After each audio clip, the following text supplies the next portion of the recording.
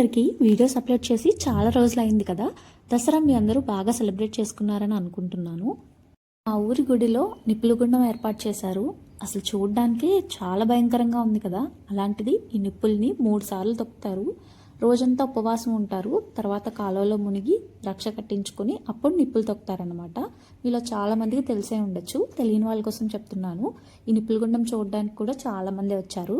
ఆ తర్వాత రోజు అమ్మవారి పడిపూజ జరిగింది. అయ్యప్ప స్వామి పడిపూజ చాలాసార్లు చూశాను, కానీ అమ్మవారి పడిపూజ చూడడం మాత్రం ఇదే ఫస్ట్ టైం.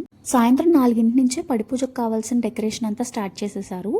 చూసారు కదా, డెకరేషన్ అంతా కంప్లీట్ అయిన తర్వాత ఎంత బాగుందో. పొద్దున్న సాయంత్రం రెగ్యులర్గా అయితే భవానీమాల వేసుకున్న వాళ్ళు పూజలు చేస్తారు కదా. ఆ పూజ కంప్లీట్ అయిన వెంటనే పడిపూజ స్టార్ట్ అయింది. అమ్మవారి పడిపూజలో పాటలు పాడడానికి ఒక బృందాన్ని అయితే ఏర్పాటు చేశారు. వాళ్ళు పాటలు చాలా బాగా పాడారు. ఆ ప్లేస్ అంతా కూడా పాజిటివ్ వైబ్తో నిండిపోయింది. ఎంత బాగుందో చూడడానికి. అలా వాళ్ళు పాటలు పాడుతుంటే కింద జెండాలు పట్టుకుని చిన్న చిన్న స్టెప్స్ అయితే వేశారు భవానీమాల వేసుకున్న వాళ్ళందరూ. ఇంకా కొంచెం సేపు అయిన తర్వాత భక్తితో భజనలు కూడా చేశారు.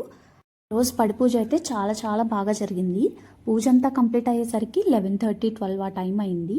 భవానీమాల వేసుకున్న వాళ్ళందరూ ఏంటంటే నైట్ ఎంత లేట్ అయినా సరే రోజు పొద్దున్న సాయంత్రం జరిగే పూజకైతే అటెండ్ అవ్వాలి. మాల వేసుకున్న అన్ని రోజులు కూడా అంతే నిష్ఠగా చేస్తారు. మీ ఇంట్లో ఎవరైనా అయ్యప్పమాల భవానీమాల వేసుకున్నా లేకపోతే మీరే వేసుకున్నా ఈ పాటికే మీకు తెలిసే ఉండొచ్చు. తెలియని వాళ్ళ కోసం చెప్తున్నాను. నిజంగా అనుకున్నంత ఈజీ కాదు చేయడము, చాలా కష్టం. నాకు ఇవన్నీ ఎలా తెలుసు అంటే మా ఇంట్లో ఈ సంవత్సరం 4 మాల వేసుకున్నారు. మాల అంటేనే డిసిప్లిన్.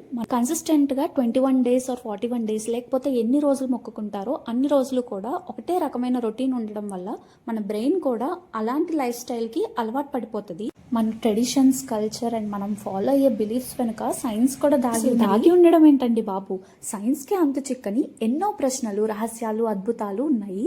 అందుకే దేవుణ్ణి క్వశ్చన్ చేయడం మానేసి బిలీవ్ చేయడం స్టార్ట్ చేయండి. దీని మీద మీ ఒపీనియన్ ఏంటి మరి? Let me know in the comment section. That's it for today. See you soon in the next video. Thank you.